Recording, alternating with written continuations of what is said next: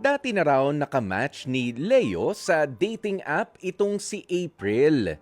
Pero hindi raw nag-work ang kanilang naudlot na relationship. Pero ngayon, muli na naman silang nag-uusap. Ang kaso nga lang, nadiskubre ni Leo na may dalawa na palang anak itong si April. At dagdag pa ni Leo, never pa rin daw silang nagkikita. Kaya naman kausapin na natin mula sa Quezon Province, 29 years old, si Leo. Magandang tanghali sa iyo, Leo. Magandang hali po, Kuya Poy. Oo, Leo, kailan kayo unang nag-usap nitong si April sa dating app? Bale, Kuya Poy, matagal na ito yung mga 2023 or 2022, Kuya Poy. Uy, matagal-tagal na yon ha. Ano yung mga nilalaman ng mga pag-uusap nyo? No? Matagal ba yon o mga hi, hello, taga saan ka, NASL, Um, ganyan? Ganun ba yung mga tanungan lang ang nun, mga, basic? Siyempre, Kuya Poy, nagsimula sa ganun, pero Mm. matagal din, Kuya Poy, mga halos 6 months din. Mhm. Tapos, naputol kasi nung mga time na yung Kuya Poy, parang nag-aalangan din talaga ako, Kuya Poy, pumasok sa isang relasyon. Mm. So gusto mo lang Kaya, makipagkaibigan nun? parang ganun, Kuya Poy. Parang noong time kasi na yung Kuya Poy, parang broken din ako. Mhm. Dinadivert ko yung attention ko. Oo. So, nag-dating site ako, Kuya Poy. Okay. Ayan, fast forward tayo from 2023. Kailan ulit kayo nag-usap nitong si April? Mga, ano na, Kuya Poy, magto 2 months na simula.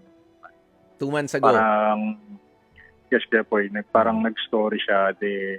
Ako nag-comment na ako dun sa story niya. Tapos, Mhm. yun na ulit, Kuya Poy, na simula na ulit mag-usap-usap, Kuya Poy. Ayan. Tapos, sabi mo nga rito, nalaman mo na meron na palang dalawang anak itong si April na hindi mo alam nung 2023 na magkausap kayo. Bakit? Ilang taon na ba yung mga bata?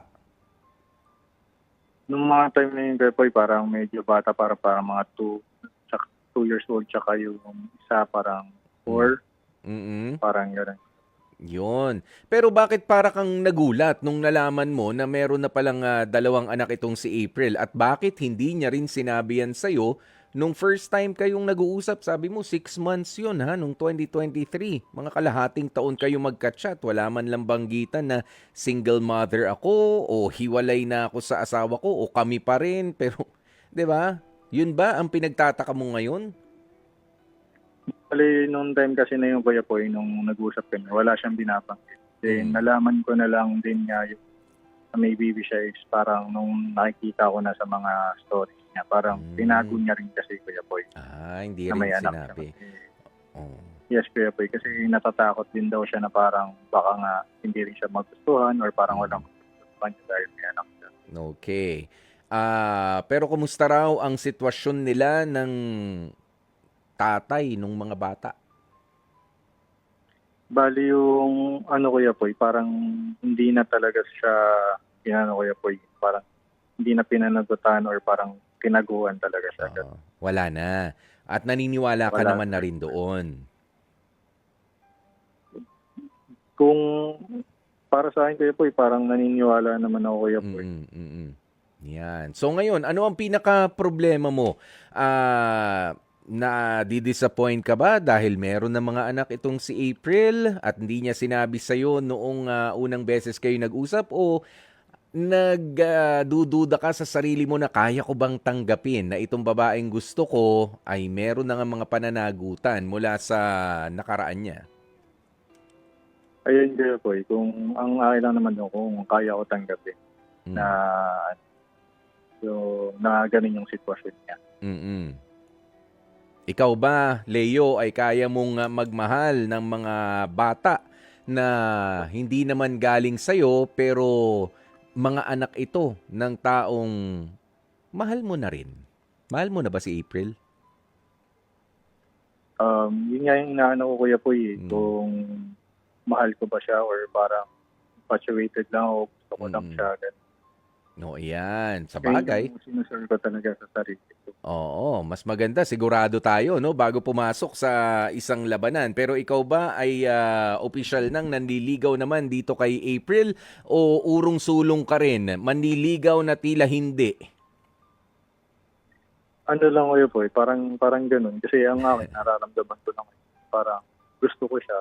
Pero Mm. hindi ko pa naman sinasabi na parang nanliligaw na ako sa kanya. Mm. Mm. Kasi ano lang kayo po parang constant lang kami nag-usap.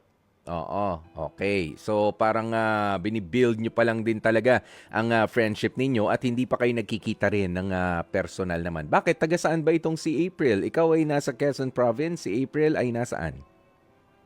Taga dito sa Manila kuya po.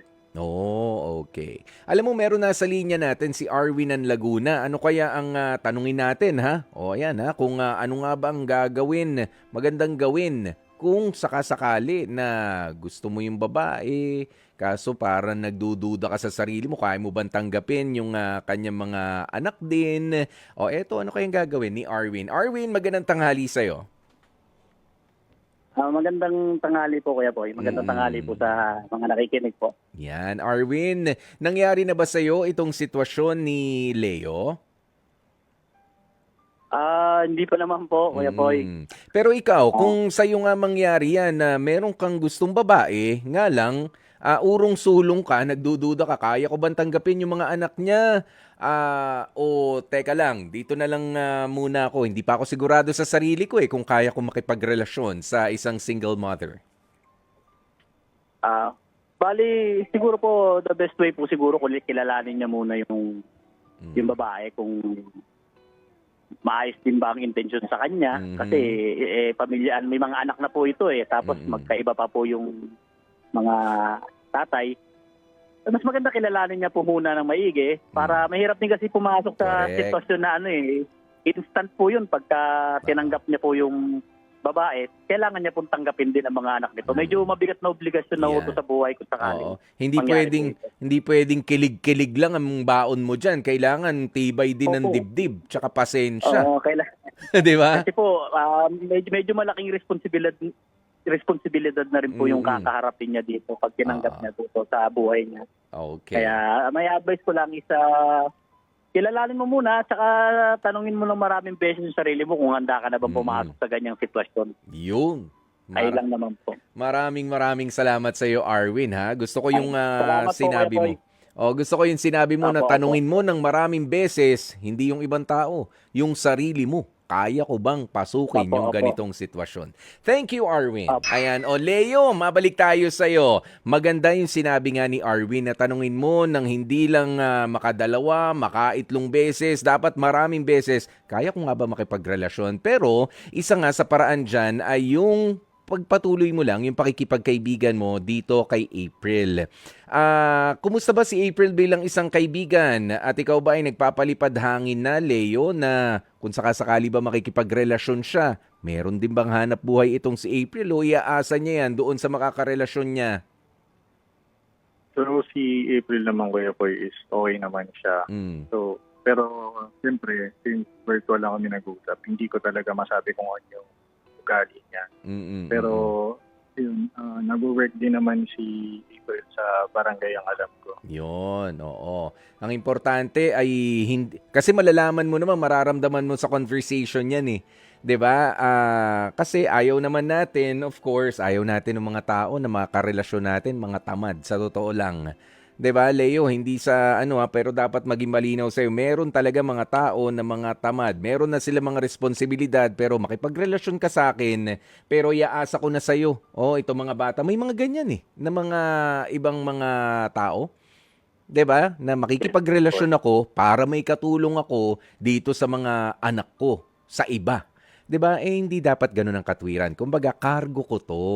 Responsibilidad ko ang mga anak ko. Doon sa magiging bago kong karelasyon, salamat kung alalayan ako, pero salamat lang din kung hindi man at kami lang talaga ang nag-uusap dito.